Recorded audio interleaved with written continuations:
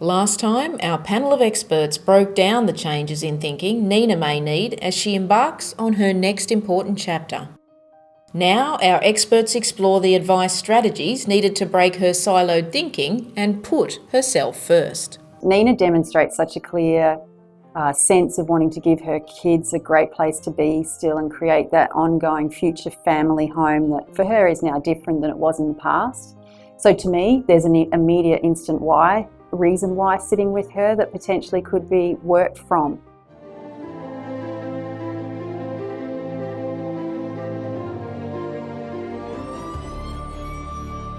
Hello and welcome back to the Secrets of the Money Masters, where we're solving the money problems of real-life Australians. And to help me do that for Nina, who's gone through a grueling 5-year divorce, is my regular expert back again, Pina Sciarrone from AIA, and Brad from Australian Unity, our expert financial advisor, who's going to talk about what would you do for Nina if she was to take you on as her advisor? What process would you go through? We've been talking about Pina's adamant, she needs advice, she needs a champion, a financial champion. How would you go about that? There's so many competing interests for Nina at the moment. She's gone through the psychological process of a long divorce. She needs to, I'd be certainly looking at grappling with the short-term versus medium-term and long-term goals that she needs to consider. The thing she's thinking about is the house, right? Absolutely. Yeah. She's quite focused on property. She's quite focused on having a stable environment for the children who are now young adults.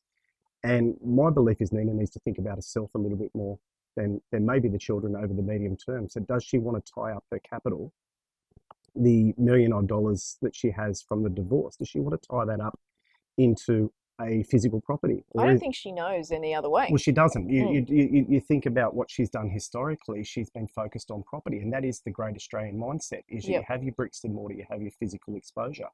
Whereas I think this is a little bit more complex. I think she's got a 14-year window until age 65. She's quite a narrow time frame to think about what her needs and goals and objectives are. Underpinning all that is that she doesn't have any sort of foundation from an insurance perspective at the moment, and that really concerns me. She needs to be a little bit selfish and think about, well, what happens if something happens to me? How do I protect myself? You said the same thing, right? Absolutely. Put yourself first, which women and mothers do not. No, they put themselves well down the list. And this is a real classic example. She talked about, I think, insuring her photographic equipment, and that was all. She hadn't thought about the what if scenarios, and now she doesn't have the dual income coming into the household. She really needs to narrow that vision and think about herself. That is the foundation of what I'd put together as a financial plan. Okay. If you could turn back time for Nina and change something, you were talking to me about what she could have done differently to cover that now. Exactly right. And, in hindsight, if we could turn back the clock, I would have recommended that Nina looked at her insurance plan and protected herself, protected her income, because that's the most valuable asset is her income, not her camera equipment. And also put in place some insurance through family protection insurance or child's trauma cover for her children.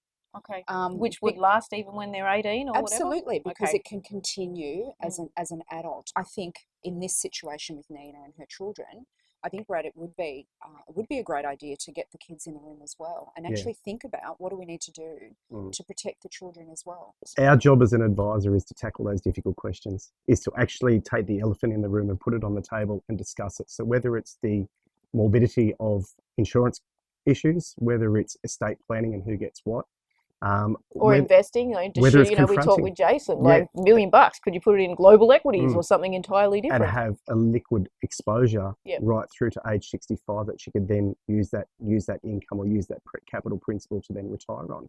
We talked about before short-term, medium-term and long-term goals.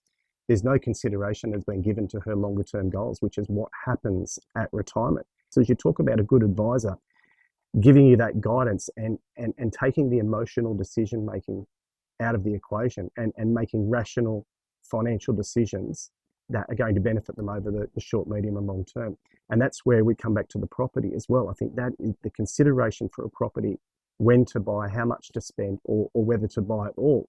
That needs to be considered in a measured circumstance. And I think if you would separate that for now and say, if you do buy a property, this is what the future would look like based on a set of assumptions. If you don't buy a property, we go down where Jason talked about maybe a good managed fund or or a diversified exposure that will grow over a 14-year period.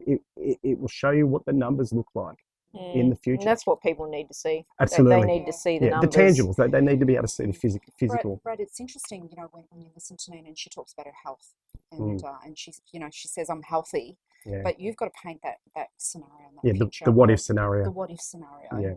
But also, you've got to hit rock bottom before you can go back up. Absolutely. And then it's too but late also normally. help her protect that. But help her protect her well-being and coach her around her well-being, because it's financial well-being, it's physical well-being and mental well-being. Correct. It's all of those pillars. And you can help her with all of that. Yeah. And if you get those pillars right, you give the individual so much peace of mind. We can take so much pressure off Nina's shoulders that she may be able to start looking past the emotion of the last 5 years and start thinking about the future in a more positive manner. Well, that's what we want for Nina, right? Absolutely. Like we absolutely want her to think that the next chapter is exciting and something to look forward to.